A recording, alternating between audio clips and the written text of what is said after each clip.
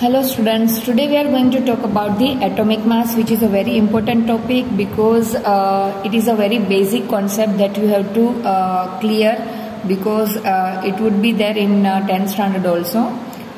The most remarkable concept that Dalton's atomic theory proposed was that of the atomic mass. So we have seen that what is the atom, right? What is its size, right? What is its radius. Now we are going to talk about its mass. So according to him, each element had a characteristics atomic mass. The theory could explain the law of constant proportions so well that scientists were promoted to measure the atomic mass of an atom, right? Since determining the mass of an individual atom was relatively difficult task. Relative atomic masses were determined using the laws of chemical combination and the compounds formed. So, to determine the atomic mass of an individual atom would be very difficult. Why it is so difficult? Because as we all know, the size of atom is very small, right? It is the smallest particle. So because of that reason, it would be very difficult because first of all we are not able to see them with our naked eye. Even it is not visible with the microscope. It would be only visible with the electron microscope, right? And that tiny atom, how to determine its mass? So it would be very difficult.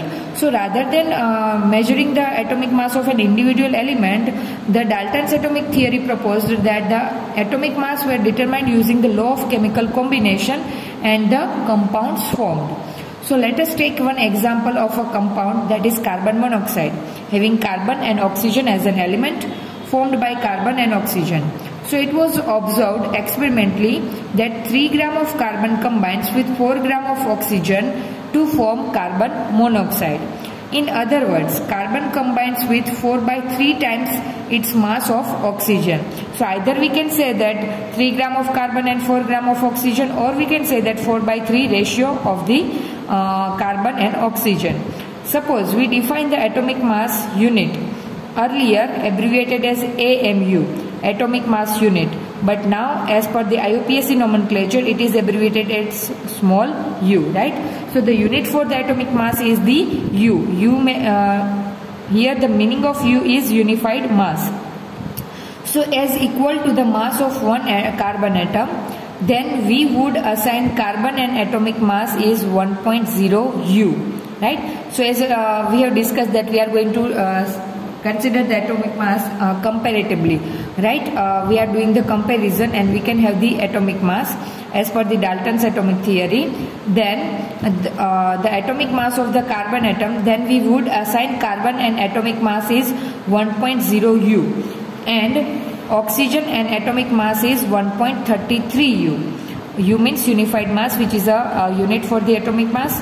However, it is more convenient to have these numbers as whole number or as a near to whole number, right? As it is in a point, so it is very convenient to have this digit in a whole number.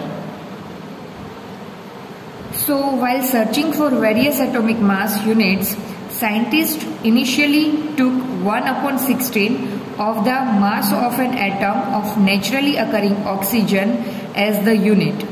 This was considered relevant due to 2 reasons.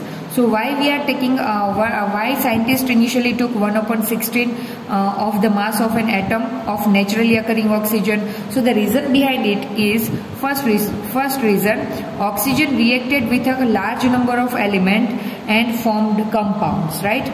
And oxygen having a wide range of the reactivity, first reason is. And the second is, this atomic mass unit gave masses of most of the elements as whole number, and this will be the second reason. So however, in 1961, for a universally accepted atomic mass unit, carbon-12 isotope was chosen as the standard reference for measuring atomic masses, right? So see, for comparison of any atomic mass of any of the element, obviously we are requiring first of all standard atomic mass.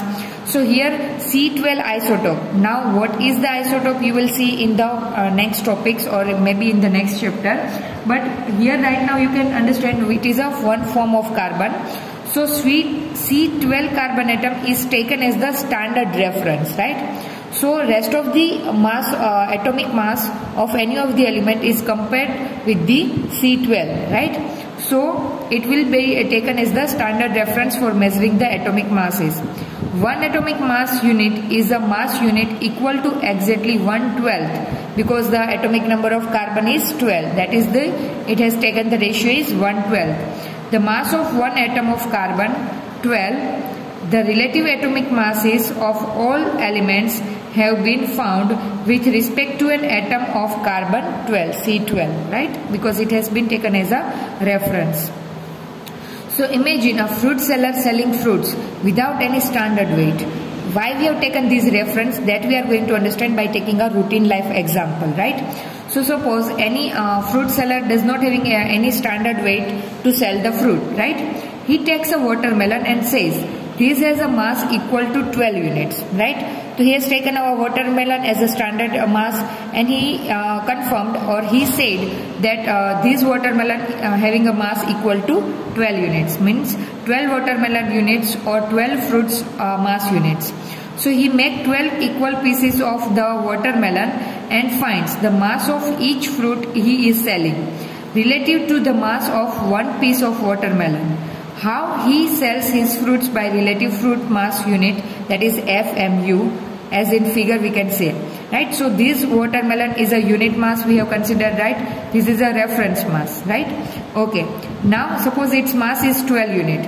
This whole watermelon having a mass is 12 unit. Now what he does, he has cut this watermelon into 12 equal parts, right? This watermelon has been cut into 12 equal parts. It means one part having a 1 unit, right?